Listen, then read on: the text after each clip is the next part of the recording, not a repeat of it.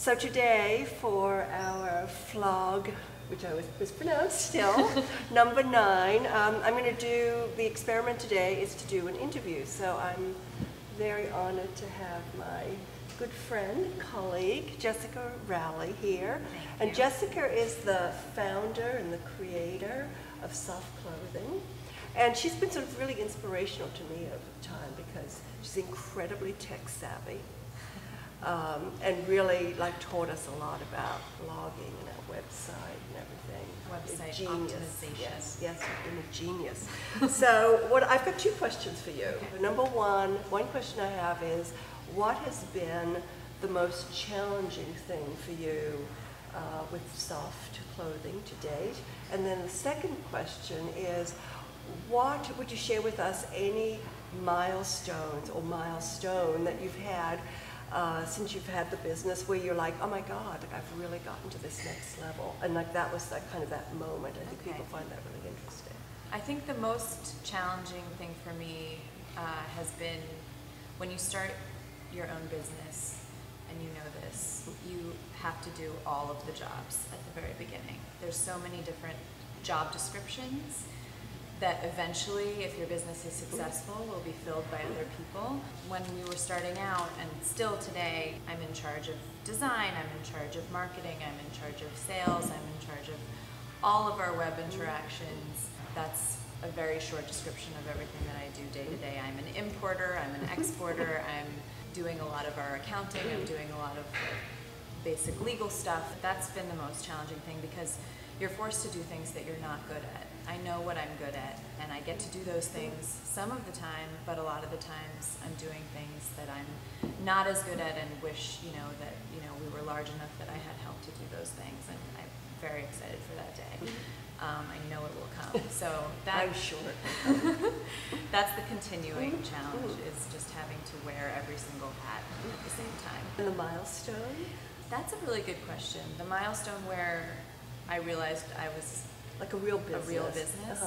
And you've gotten to a level that maybe you didn't think you had gotten to. There are probably a couple of them. Kind of a more quirky milestone is, I think, the first time a customer got mad at us as a business.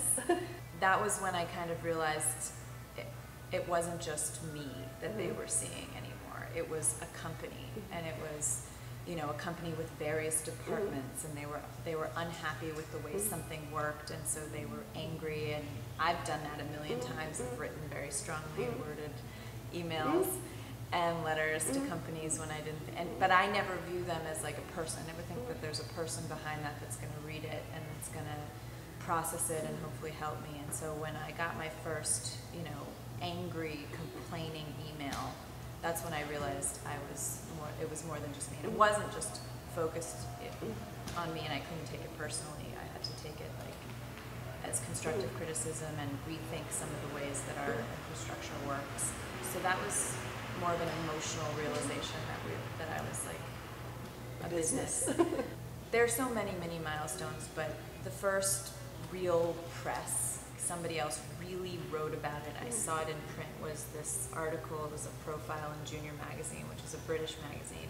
There were pictures of the clothes, there was a picture of me, there was a description in this journalist's own words of what she had seen. She had done this in-depth interview, and it was her interpretation of what we were. And to see somebody else's in-depth, where they had really thought it out, it wasn't just a blog post where they're cutting and pasting from our website or doing something very quick. It was this article that took months to write, and that was an amazing moment to see that we were so something that it took somebody months to write about.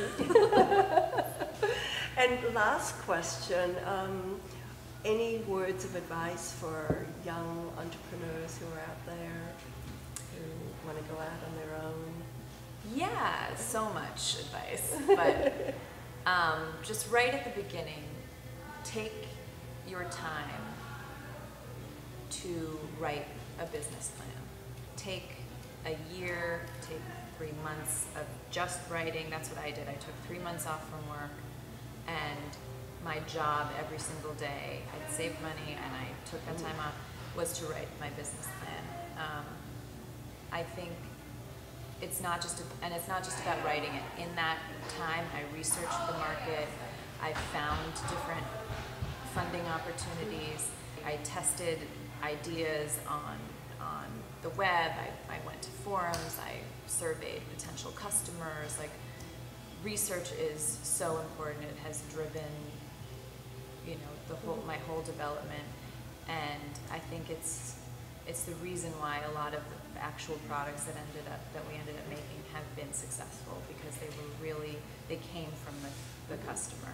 From your first collection to your second collection, I noticed a really pretty substantial difference. The first collection was about providing basics, like the backbone of a child's wardrobe. So there should be, you know, some basic tees for every day, long and short sleeve. There should be a dressy option for girls, a dressy option for boys, something to wear in warm weather, something to wear in cold weather. You know, wide variety of colors. That was really important, that the variation came more in color than in the actual garment, so that right off the bat, families who were struggling with finding clothes for their kids to wear had a wide variety of clothing. And then the second collection, and what we'll continue to do, is now we can get more creative, more fun. It's not only about the way the clothing's constructed for the kids that have sensory sensitivity, it's about making that clothing fun and interesting for them as well, and making it a real fashion line. It's a fashion line that caters to this niche, but it's also for everybody. So the second collection had a lot more prints. It had many more sort of trend-driven color stories. It was just a lot more fashion. And also we learned what sold well from the first collection, and we learned a little bit more about what retailers are interested in. So now that we're selling to stores, you know, we need things that are a little more trend-driven and seasonal. So thank you, Jessica. Let's see how this worked out.